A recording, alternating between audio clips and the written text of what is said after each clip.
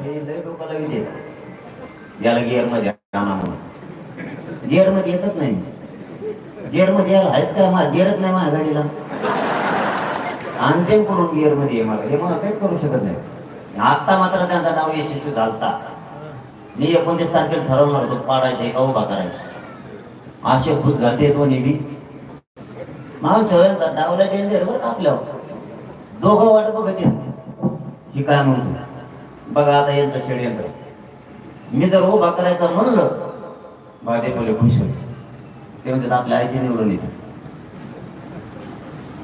आणि मी पाडायचं म्हणलं महाविकास आघाडी म्हणतात बेकारच व्हायचं मागं म्हणजे यांचं गणितच मराठीवर आहे सगळं.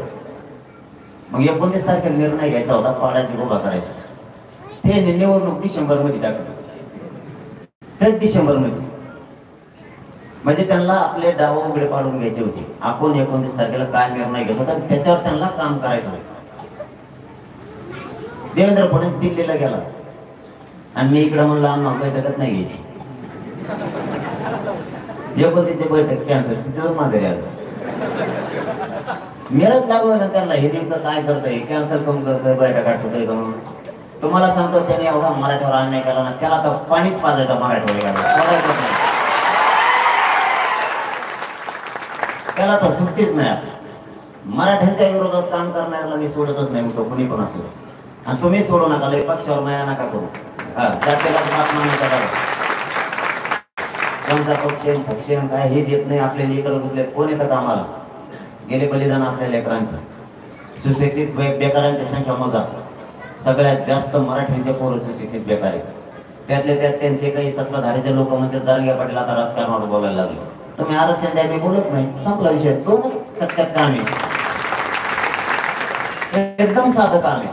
मला राजकारणाकडे जायचं नाही मी बोलत बी नाही तुम्ही आरक्षण द्या. तुम्ही नाही बोलले का आम्हाला तुमच्या दुकावर बोट ठेवावं लागणार कारण तुम्ही आमची नसवळ केली. आमचा जीव आरक्षण आहे आणि तेच तुम्ही देत नाही कारण त्याच्यात आमच्या घराघरातले मराठीचे पोरं मोठे होणार आणि मग आम्ही वर केलं तुमचा जीव कशात आहे तुमचा जीव खुर्चीत आहे तुम्हाला खुर्चीच नाही भेटून देते खरं आहे की नाही. करा जरा मुलं मोठं करायचं स्वप्न मनात असू दे. इथं लढाई ना कोणाच्या राजकारणासाठी ना कोणाला पाडायसाठी पण हे ऐकत नाहीत म्हणून आपला नाविलाज.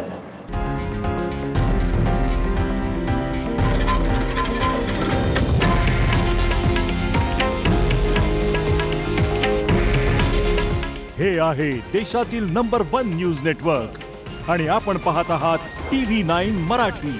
काळजी तुमची, हित महाराष्ट्राचं.